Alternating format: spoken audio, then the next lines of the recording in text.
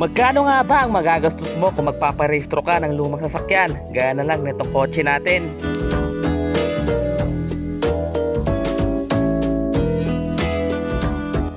Bali, alas 4 na nga to ng hapon mga kuys na makarating nga tayo sa pinakamalapit na PMBIC dito sa atin. Kaso nga lang, sarado na sila. Kung hindi lang siguro tumirik yung kotse natin kanina, nabutan siguro natin itong bukas.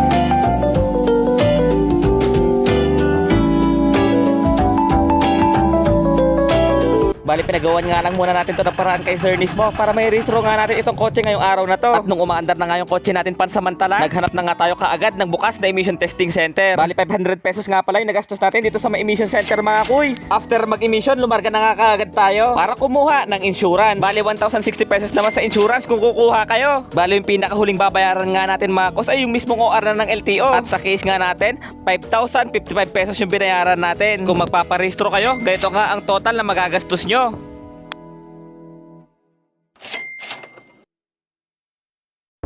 Bale, ito nga pala yung version 3 ng Immortal Belt Bag. Masabi ko napakaganda talaga ng quality ng brand na to. 3 years na nga rin akong gumagamit na ganitong brand ng bag, kaya naman hindi na talaga ako mag-aalang ang bilhin to. Bale, ito nga pala yung version 2 ng Immortal Belt Bag ko. Medyo luma na kasi at the same time medyo naliliitan na ako. Kaya naman ngayon susubukan naman natin itong version 3. Mas okay talaga kasi mas malaki talaga itong version 3 na to.